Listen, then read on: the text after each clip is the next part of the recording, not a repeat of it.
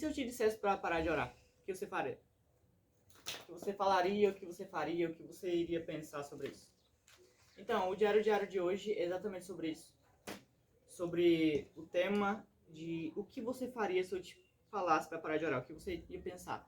Acho que você provavelmente pensaria agora de começo que seria sobre você parar de conversar com Deus. Mas é muito pelo contrário.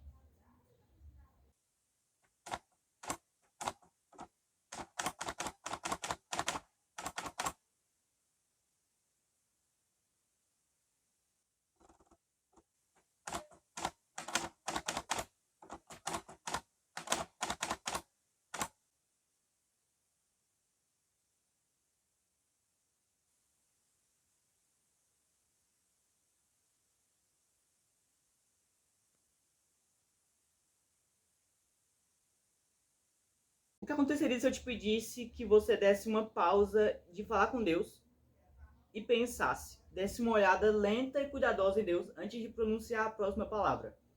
Por exemplo, se eu te falasse para antes de pedir qualquer coisa, antes de dirigir qualquer palavra a Deus, você simplesmente apreciasse o silêncio da presença de Deus. Você parasse para pensar um pouco sobre o que Ele quer te falar, mesmo sem palavras. Por exemplo, você olhando para a natureza, para o céu, para tudo que Deus fez, o que você vê quando o que você pensa quando você vê isso? Então é exatamente sobre isso que esse capítulo do livro Louco Amor e esse vídeo quer tratar. Sobre quando a gente para de pedir, quando a gente para de falar e começa a escutar a voz de Deus. O microfone tá aqui porque eu tava gravando um vídeo com ele, só que a placa de áudio descarregou e eu tive que regravar o vídeo de novo. É o que eu tô fazendo agora, regravando o vídeo do zero. E hoje eu tô aqui com um Kindle pra mim ler o livro direitinho, que é o capítulo 1 do livro, e exatamente esse é o tema: pare de orar.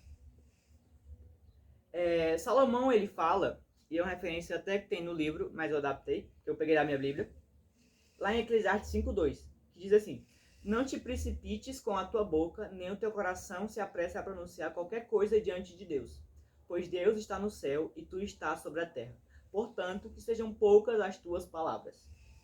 Esse versículo aqui trata, pela minha visão, quando eu li eu entendi mais ou menos isso, que a gente quer sempre falar primeiro do que Deus, sendo que Ele está numa posição muito maior do que a nossa, que não dá nem pra conseguir contar ou imaginar. E a gente quer sempre falar primeiro, a gente quer sempre estar na frente, quer dominar a situação, o que é algo impossível pra gente. E no livro diz assim: fazemos parte de uma cultura que valoriza mais as palavras momentâneas, coisas que você diz sem pensar, no momento. Nossa cultura diz que vale tudo, quase não se ouve falar a respeito do temor de Deus. E tem uma parte muito interessante que eu até grifei de vermelho que diz assim: demoramos muito para ouvir, falamos precipitadamente e logo nos exasperamos. Esse exasperamos pode ser trocado por um desesperamos. Exatamente assim, a gente fala muito, a gente não espera para ver a resposta e a gente se desespera porque a gente não tem resposta. Mas como é que a gente vai ter uma resposta se a gente não espera Deus responder? A gente quer sempre estar falando na frente, quer sempre, não, eu quero isso, eu quero aquilo para me ser feliz, e a gente não agradece pelo que Deus já nos deu. Pois nós temos exatamente o que a gente precisa. E se a gente não tem algo que a gente quer agora, ou é porque não está no momento, ou porque Deus não deseja aquilo para nós. E é exatamente sobre isso que se trata esse tema, que a gente parar de orar pedindo as coisas, parar de orar querendo sempre estar falando, não, Deus, eu quero aquilo, eu quero viver isso, aquilo, eu quero ver algo diferente. A gente começar a ver o mundo de uma forma diferente. A gente começar a ver as criações de Deus como algo perfeito, como algo que Deus fez para a sua glória. Diz assim: o homem sábio se apresenta a Deus sem dizer uma palavra e permanece em reverência diante dele. Contemplar o Deus invisível pode parecer um esforço inútil, mas Romanos 1:20 nos diz que, por intermédio da criação, podemos ver os atributos invisíveis de Deus e sua natureza divina. Ou seja, diz aqui que o homem sábio, os cristãos, aqueles que seguem mesmo a palavra, que querem estar com intimidade com Deus, eles vão até a presença de Deus em silêncio, sem precisar estar fazendo aqueles discursos exagerados, com palavras muito bajuladoras, extremas, só em silêncio, só apresentando o coração em silêncio, só tendo reverência a Deus. E talvez pareça inútil querer adorar, contemplar um Deus invisível, Mas lá em Romanos 1:20 diz exatamente isso, que por intermédio da criação, de tudo que Deus fez, nós podemos ver os atributos invisíveis de Deus e a natureza divina. Você já parou para pensar ou olhar por meio de imagens quantas galáxias existem? É até uma loucura pensar que a maioria dessas galáxias só foram descobertas nos últimos anos, graças ao telescópio Hubble. Eu acho que é assim que pronuncia. Diz um livro, eu acho que é assim que fala, Hubble. Não sei. É interessante pensar que essas galáxias já estavam no universo há milhares de anos, desde a criação. E o ser humano nem fazia ideia de que elas existiam. Ou seja, tem tanta coisa que Deus criou e que a gente nunca nem imaginou, a gente nunca viu. E a gente quer se prender a esses mínimos detalhes, essas coisas que não fazem tanta diferença, tanta importância na nossa vida verdadeiramente.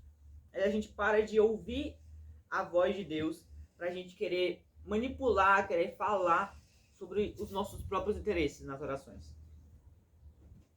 R.C. Sproul escreve no livro dele, mas que foi usado como referência no livro Louco Amor, que eu estou usando como referência para um livro. É muita referência.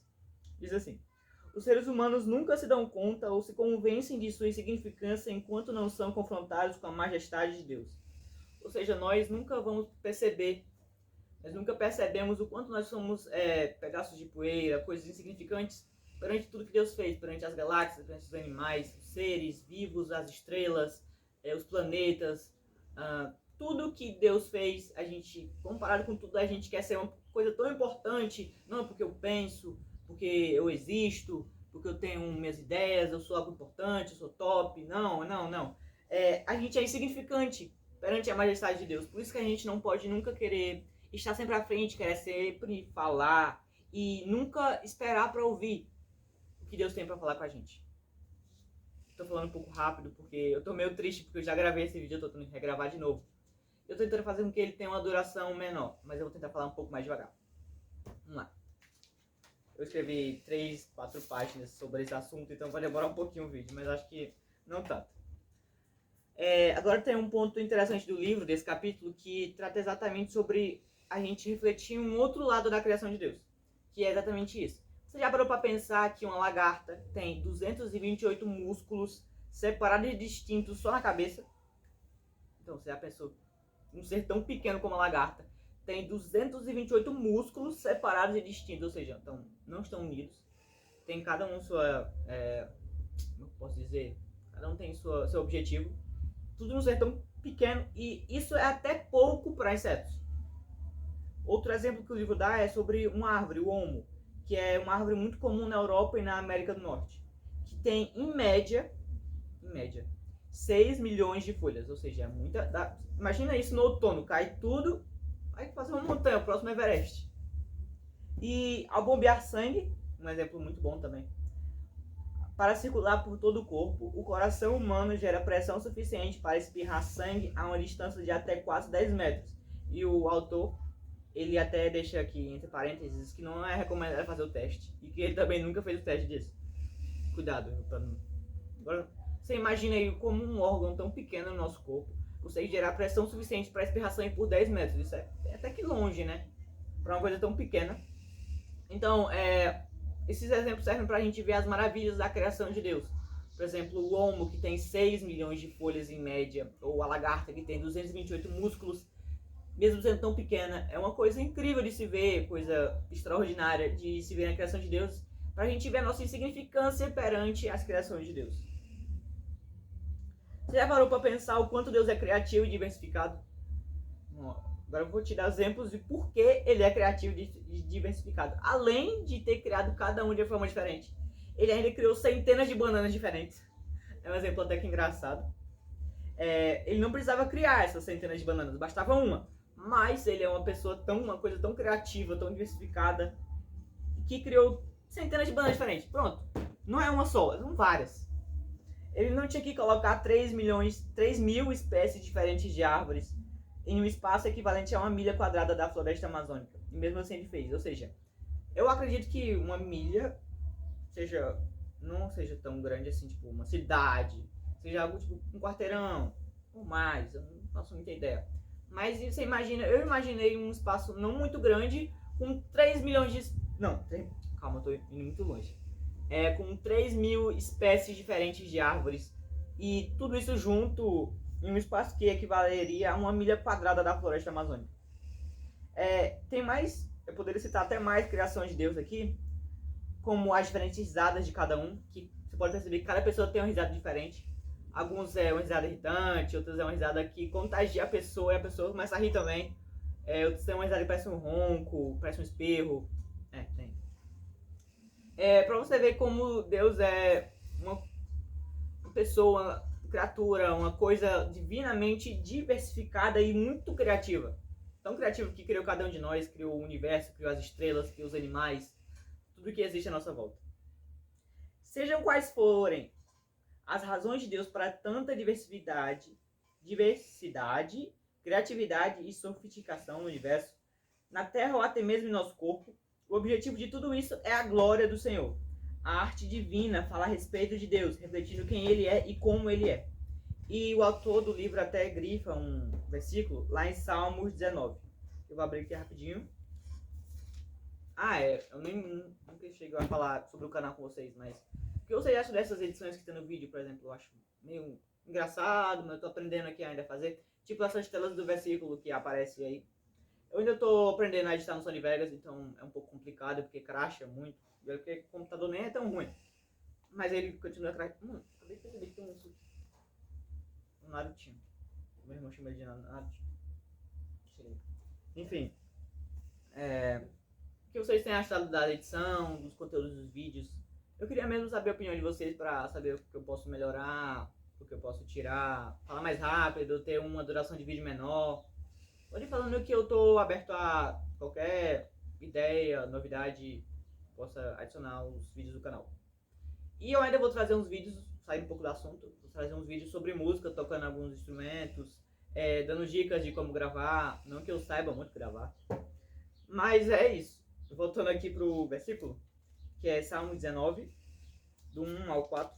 Vai estar aí a telinha mostrando para vocês, e eu tenho que encontrar enquanto isso. Que é aqui. Diz aqui, ó. Ao músico-chefe, Salmo de Davi.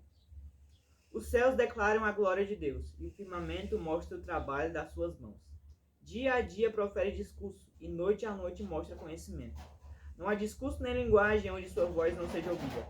Sua linha vai por toda a terra, e as suas palavras ao fim do mundo. Neles ele pôs o tabernáculo para o sol. Ou seja, aqui fala sobre exatamente as criações de Deus. Por exemplo, sobre o dia, a noite, sobre que até os céus declaram a glória de Deus. Ou seja, se é uma coisa tão grande, tão magnífica, tão bela como o céu, eles glorificam a Deus, por que a gente, nós seres insignificantes perante tudo isso, não vamos adorar também? É até uma comparação injusta, né? Tipo, querer comparar um pó com um ser humano, ou com um animal grande como um elefante, uma girafa, coisa assim. O autor... o passarinho, vocês ouviram o passarinho? Eu vi aqui. O autor também trata sobre um problema que é presente na vida de todo mundo, mas principalmente naqueles que têm contato com a palavra, que é a epidemia de amnésia espiritual, que anda rondando por aí, e nenhum de nós está imune a ela. E não importa quantos detalhes fascinantes a gente tem aprendido sobre a criação de Deus, no fim nós nos esquecemos.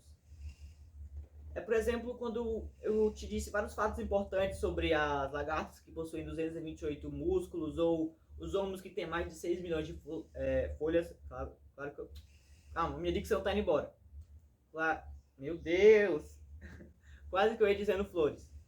Mas então, a gente acaba esquecendo e colocando em segundo plano as coisas de Deus, porque a gente é consumido pela nossa rotina do dia a dia. Como no que eu falei no vídeo passado, se eu não estou enganado, que com tudo que acontece a gente tem um estresse justificado, que a gente fica bravo, triste, feliz, várias emoções ao mesmo tempo. A gente para de pensar nas coisas de Deus, a gente para de se alegrar, a gente começa só a se preocupar com as coisas momentâneas, as coisas verdadeiramente insignificantes. A gente para de perceber as maravilhas de Deus na nossa vida. A maioria de nós sabe que fomos criados para amar e temer a Deus, que devemos ler a Bíblia e orar ao Senhor pedindo para conhecê-lo melhor, que temos o dever de adorá-lo com nossa vida, mas por essas coisas em prática é muito difícil. Verdadeiramente é uma coisa que o autor fala que é mais difícil do que só falar, porque nós temos que encaixar tudo isso no nosso dia a dia, que é ler a Bíblia, orar, fazer um devocional, falar com Deus. É algo que, com a rotina, com a correria do dia, a gente acaba se esquecendo. Até mesmo eu esqueço de vez em quando de fazer o devocional. Mas sempre que eu posso, eu tô lembrando, eu tô ouvindo ler a Bíblia, escrevendo, que eu gosto muito de escrever, tudo que eu leio. E às vezes pode se tornar difícil, mas a gente não pode deixar que as dificuldades se apresentem como coisas impossíveis no nosso dia a dia, nossa rotina. A gente não pode deixar que uma pequena dificuldade, como, por exemplo, a gente se esquecer, a gente não fazer, e a gente pensar, nossa, eu não fiz hoje, não sou mais digno de fazer aquilo, ou eu não vou fazer mais porque eu não consigo fazer. A gente não pode simplesmente se deixar levar pelas nossas dificuldades e não ir atrás de combatê-las. Ficamos confusos quando encontramos dificuldades para amar o Senhor. Não deveria ser fácil amar um Deus assim tão maravilhoso? E o escritor fala uma coisa que eu grifei de vermelho, que é muito importante, que eu achei muito profundo, muito...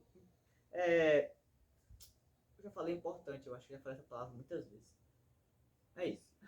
Quando amamos o Senhor por achar que temos de amá-lo, em vez de fazê-lo de maneira sincera, do fundo do nosso ser, significa que nos esquecemos de quem Ele é. Nossa amnésia está se manifestando mais uma vez. Eita, não sei porque eu gravo, o descarrega. Tá quase carregando. Vamos lá. Fala rápido, pra dar tempo. Então, quando o escritor diz aqui, quando a gente começa a querer amar o Senhor, pensar que a gente tem a obrigação de amar Ele e não fazer isso por prazer, a gente esquece de quem Ele é. De que Ele quer ser na nossa vida, quer ser nosso amigo, uma pessoa íntima. A gente trata Ele como uma pessoa áspera, uma pessoa ruim, e a gente para de amar Ele por prazer e começa a querer amar Ele por obrigação, porque não dá pra gente amar uma pessoa por obrigação, só porque, não, eu quero amar aquela pessoa porque ela me criou e ela me fez e eu tenho que amar ela. Não pode ser assim, porque isso não é um sentimento genuíno, não é algo verdadeiro que deve estar presente na nossa vida. A gente tem que amar e adorar Deus de uma forma que seja espontânea, uma coisa sincera, do fundo do nosso coração, do nosso ser. Mas e se eu te falasse para parar de orar? O que você pensaria depois de tudo isso? Você pensaria que é para você parar de conversar com Deus? Ou você pensaria que é para você ter uma maior intimidade, escutando mais e falando menos?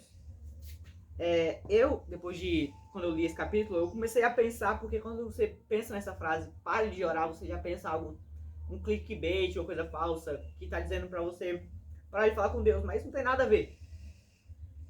Antes de falar qualquer coisa, eu iria contemplar o silêncio divino e iria em busca de vislumbrar as maravilhas que o Senhor tem feito na sua e na minha vida.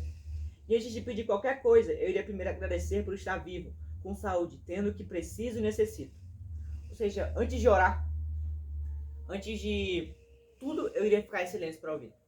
Porque é assim que a gente pode ouvir a voz de Deus. Porque a gente às vezes reclama que a gente fala e nunca tem uma resposta. A gente pede e Deus nunca responde. Mas será que não é porque a gente está falando muito e ouvindo pouco? Minha mãe sempre diz que a gente tem 2 ouvidos para escutar melhor, escutar mais e falar menos, porque a gente só tem uma boca. Basicamente eu acho que é isso. Então mesmo exemplo, a gente fala muito e a gente não quer esperar pela resposta, a gente quer algo imediato. E o nosso tempo não é o tempo de Deus, então a gente não pode querer uma coisa agora, sendo que o tempo de Deus é totalmente diferente, porque ele não está anexo à nossa ideia de tempo. Então não tem como a gente mensurar o tempo ou pensar em quando vai acontecer alguma coisa na nossa vida. Então antes de orar, sua oração padrão é: Senhor, abençoa meu dia, minha família, amém. Fique em silêncio. Escute o que Deus quer te falar, o que Deus quer falar para ti. Começa a olhar para tudo que Deus tem feito na tua vida, desde os mínimos detalhes que a gente pensa que são coisas banais, como a gente está respirando, e até as coisas maravilhosas e incríveis que a gente pensa, como por exemplo, ter a posse de uma casa, de um carro, de uma moto. E você fica em silêncio, para de orar, para de pedir, para de querer falar sempre e começa a ouvir. Busque criar uma intimidade entre esse belo Criador tão maravilhoso e perfeito e você. Comece a orar de uma forma diferente, comece a conversar, porque quando você está falando com uma pessoa, você não repete a mesma coisa 2 vezes. Se torna algo passado. Você não fala a mesma coisa porque perde a graça. E a mesma coisa com Deus, você não precisa estar repetindo as mesmas frases. Abençoa meu dia, amém. Abençoa meu dia, amém. Abençoa meu dia, amém. Converse como se você estivesse falando com um amigo, com uma pessoa íntima com você. Comece a criar intimidade, amizade entre você, Espírito Santo, Deus. Comece a pensar mais, ouvir mais o que Deus tem para falar com você e falar menos. Que é exatamente esse o ponto de pare de orar. Pois mesmo que ele tenha criado as maiores e perfeitas coisas, as melhores criações, as mais belas, ainda assim Deus escolheu conhecer a cada um de nós e nos amar. E ver estar conosco assim de uma forma tão maravilhosa. Ou seja, fez coisas tão grandes e mesmo assim ama coisas tão pequenas como nós. Então pense e antes de tudo. Será que ao invés de estarmos adorando com nossas vidas, nós estamos pensando como se Deus tivesse sido criado para nós? Do que deveria ser o inverso, que nós fomos criados para glorificar ao nosso imenso e nosso grande e perfeito Criador. Então, antes de pensar em Deus como simplesmente um gênio da lâmpada, pense nele mais como alguém que merece toda a sua adoração, toda a sua glória. Porque é exatamente esse é o nosso objetivo aqui na Terra. É levar o Evangelho, a palavra, e adorar quanto nós pudermos com a nossa vida, com a nossa boca, com as nossas palavras, com as nossas ações. Então, se eu te falasse para de orar, eu acho que eu tenho certeza que você pensaria mais, você ouviria mais, iria se prostrar depois de tudo isso, do que você iria pensar, eu tenho que parar de falar com Deus. Não. E se eu te dissesse, pare de orar, o que você faria? Eu quero deixar essa pergunta para finalizar. E eu quero dizer obrigado por você estar vendo esse vídeo. Ficou muito grande, 20 minutos, eu vou ter que cortar muita coisa. Mas, então, é isso. Espero que tenha gostado do vídeo. Se ela tá descarregando, eu não quero perder o vídeo, então eu tenho que terminar rápido. Então, se você tá vendo esse vídeo aí, me segue no Instagram, vai estar aqui, ou aqui, ou aqui. Sempre vou fazer essa dinâmica, eu gostei dessa parte da edição. Ficou bem engraçado. Então, é isso. Espero que tenha gostado do vídeo. Deixa o like, mostra pro teu papagaio, pro teu cachorro, pra tua avó, pra tua amiga, pro teu irmão, pro teu pai. Bota na TV. E é isso. Vamos ouvir mais e falar menos sobre o que Deus quer falar com a gente. Amém? E é isso. Obrigado por ter visto esse vídeo até aqui. E até o próximo Diário. A gente se vê por aí.